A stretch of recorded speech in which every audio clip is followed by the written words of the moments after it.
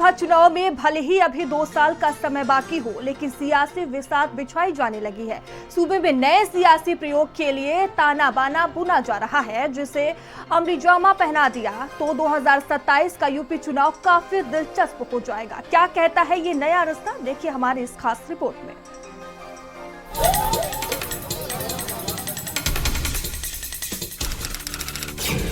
जरा गौर से देखिए इन तस्वीरों को। तस्वीरें खुद बयां कर रही हैं कि पर्दे के पीछे आखिर क्या चल रहा है।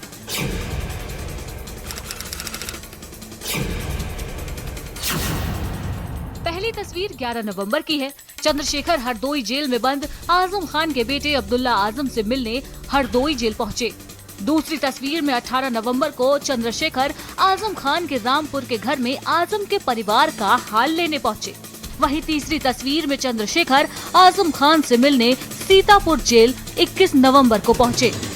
चंद्रशेखर से जब इन मुलाकातों के बारे में पूछा गया तो एक मजे हुए नेता की तरह उनका जवाब सिर्फ हाल चाल पूछने तक ही सीमित रहा। एक लाइन में कहना चाहता हूँ, अब्दुल्ला आजम भाई से मेरे जो रिश्ते हैं वो सियासी नहीं। जब भी मैं किसी तकलीफ में रहा, आजम भाई का और इस पूरे परिवार का सहयोग मुझे हमेशा मिला है और आज मैं उसी रिश्ते को और मजबूत करने और अपने छोटे भाई से मिलने यहाँ आया था, जानने की उनकी क्या हाल है। कहते हैं कि राजनीति में कुछ भी स्थायी नहीं होता। वक्त, हालात और जो कुछ भी आपको फायदा दे रहा है उसके हिसाब से फैसले बदलते रहते हैं। यही बात आज की राजनीति में आजम खान पर भी लागू होती है। आजम काफी लंबे समय से जेल के सलाखों के पीछे है।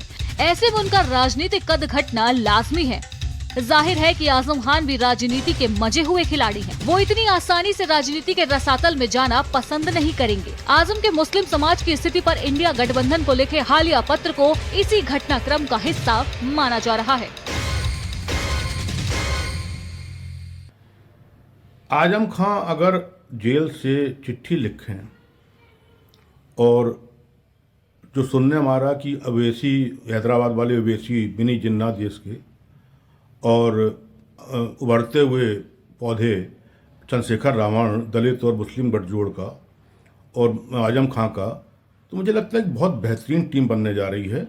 इन तीनों में कोई ऐसा नहीं है जो अपने दम पे इतने वोट पकड़ ले 27 में, इतनी सीटें ले ले, इतनी सीटें जीत ले कि उनकी दम पे सरकार बने, बिगड़े या संकट में रहे। राजनीतिक गलियारों में पर्दे के पीछे आजम चंद्रशेखर के साथ एक और नाम बहुत चर्चा में है।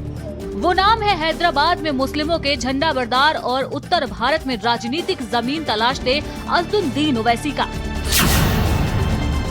ओवैसी काफी समय से उत्तर भारत की राजनीति में अपनी दस्तक दे रहे हैं, लेकिन ओवैसी की पार्टी के लिए अभी भी उत्तर भारत में सफलता दूर की कौड़ी है।